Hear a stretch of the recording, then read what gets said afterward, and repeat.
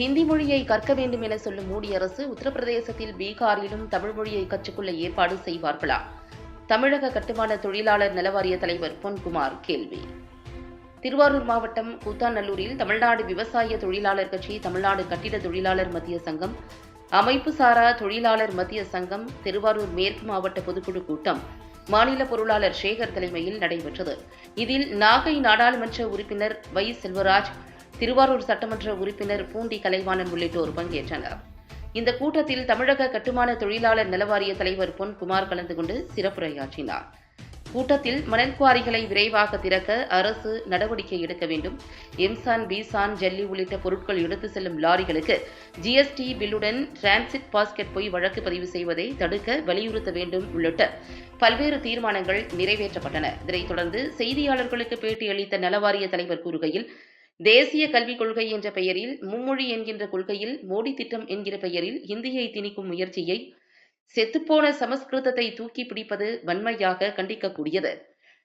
தமிழக முதலமைச்சர் மும்மொழி திட்டத்தை ஒருபோதும் ஆதரிக்கவில்லை. ஹிந்தி மொழியை கற்க வேண்டும் என சொல்லும் மோடி அரசு உத்தரப்பிரதேசத்திலும் பீகாரிலும் தமிழ் மொழியை கற்றுக்கொள்ள ஏற்பாடு செய்யவில்லை. இதுவரையிலும் 27 லட்சம் தொழிலாளர்களுக்கு ரூபாய் 1700 கோடி மதிப்பீட்டில் நலத்திட்ட உதவிகளை வழங்கியுள்ளோம். 3.5 ஆண்டு காலத்தில் 20 லட்சம் உறுப்பினர்கள் நலவாரியத்தில் பதிவு செய்துள்ளனர். மணல் குவாரியை திறந்து அரசு எந்த அளவுக்கு மணல் எடுக்க முடியும் என்பதை கண்காணிக்க வேண்டும். கட்டுமான பொருட்கள் தாராளமாக கிடைக்க, கட்டுப்படுத்தப்பட்ட விலையில் கிடைக்க அரசு உரிய நடவடிக்கை எடுக்க வேண்டும். இதற்கு அனைத்து கட்சிகளும் ஆதரவு அளிக்க வேண்டும் என தெரிவித்தார். ஒன்றிய அரசு தொடர்ந்து தமிழ்நாட்டை வஞ்சித்து வருகிற செயல்களை இந்த கூட்டம் வன்மையாக கண்டிக்கிறது. புதிய கல்விக் கொள்கை என்கிற பெயரில் மும்மொழி திட்டம் என்கிற போர்வையில் இந்தியை திணிக்கிற, செத்துப்போன சமஸ்கிருதத்தை தூக்கி பிடிக்கிற செயலில் ஒன்றிய மோடி அரசு தொடர்ந்து ஈடுபட்டு வருவது வன்மையான கண்டனத்துக்குரியதாகும்.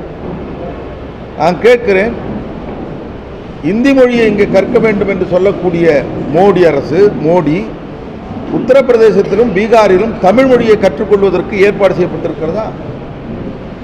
இதுவரையில் ஏறத்தாழ 27 லட்சம் தொழிலாளர்களுக்கு 1700 கோடி ரூபாய் அளவிற்கு நலத்திட்ட உதவிகளை வழங்கியிருக்கிறோம். இந்த 3.5 ஆண்டு காலத்தில் ஏறத்தாழ 20 லட்சம் தொழிலாளர்கள் புதிதாக வாரியத்தில் பதிவு பெற்றிருக்கிறார்கள். ஆகவே மணல் குவாரியை திறந்து அரசு எந்த அளவுக்கு மணல் எடுக்க முடியும் என்பதை அறிவித்து அதை கண்காணித்து மணலை எடுப்பதற்கான ஏற்பாடுகளை அரசு செய்ய வேண்டும். ஆகவே கட்டுமான பொருட்கள் தாராளமாக கிடைப்பதற்கும், கட்டுப்படுத்தப்பட்ட விலையில் கிடைப்பதற்கும் உரிய நடவடிக்கையை அரசு எடுக்க வேண்டும். அனைத்து கட்சிகளும் அதற்கு ஆதரவளிக்க வேண்டும் என்கிற கோரிக்கையை இந்த நேரத்தில் நான் வைக்கிறேன்.